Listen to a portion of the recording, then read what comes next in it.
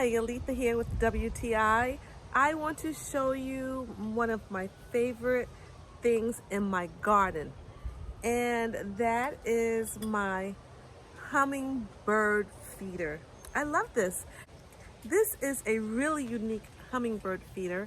It's like a retro bottle. It's made of brass and this like really nice glass, like a lavender color.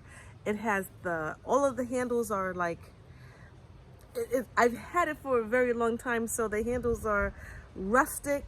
I love that about it. It is very attractive to the hummingbirds.